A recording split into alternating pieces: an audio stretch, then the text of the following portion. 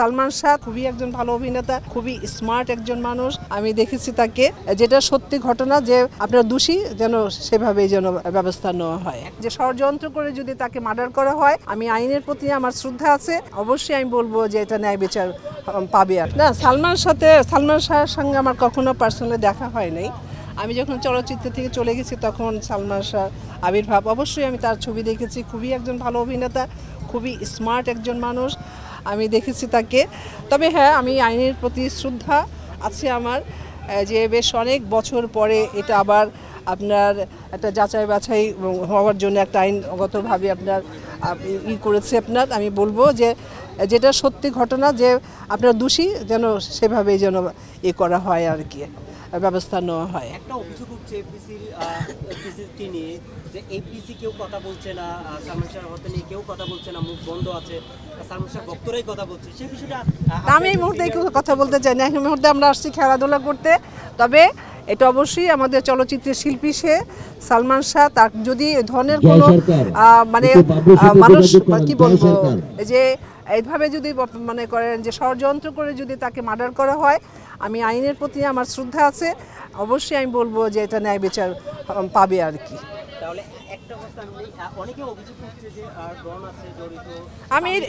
আমি জানি না, আমি শুনুন বলি প্লিজ। এখন মনে করেন ধারণা আর হলো আপনার এটাকে যাচাই বাছাই করে কে দোষী কে না দোষী, এটা আমি আগেই বলেছি যে আইনের প্রতি আমার শ্রদ্ধা আছে। এটা মনে করেন আইনি পর্যায়ে আইনি প্রক্রিয়াতে চলবে আর কি। প্লিজ বক্তব্য রাখছেন শাহিন সুমন। আসসালামু আলাইকুম। আজকের এক আয়োজন, এটা আমি মনে করি একটা মিলন মেলা। দীর্ঘ 27 বছর পর আমাদের অতীতের গল্প, সিনেমার সোনালী দিনের গল্প ছিল, এরকম একটি ম্যাচ ছিল জাতীয় স্টেডিয়ামে। রক্ষা করতে গিয়ে অনেক চেষ্টা করেছি।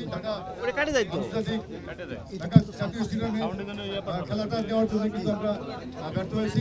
আমাদের আসসালামু আলাইকুম। আজকের এক আয়োজন, এটা আমি মনে করি একটা মিলন মেলা। দীর্ঘ 27 বছর পর আমাদের অতীতের গল্প, সিনেমার সোনালী দিনের গল্প ছিল, এরকম একটি ম্যাচ ছিল জাতীয় স্টেডিয়ামে। রক্ষা করতে গিয়ে অনেক চেষ্টা করেছি। ঢাকা জাতীয় স্টেডিয়ামে খেলাটা দেওয়ার জন্য কিন্তু আমরা ব্যর্থ হয়েছি। আমাদের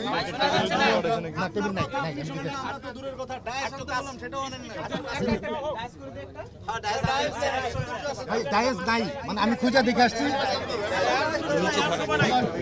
ভাই, আশেপাশে কোনো ডাইস নাই, আমি দেখে আসছি কোরআন দিয়ে কোরআন নাই। শুনতে পাচ্ছেন? শুনতে পাচ্ছেন?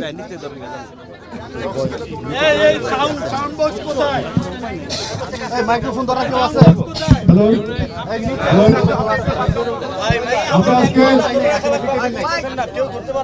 শিল্পী এবং পরিচালক, আমরা পরিবারের একই পরিবারের সদস্য সবাই। আমি বলবো খেলা না।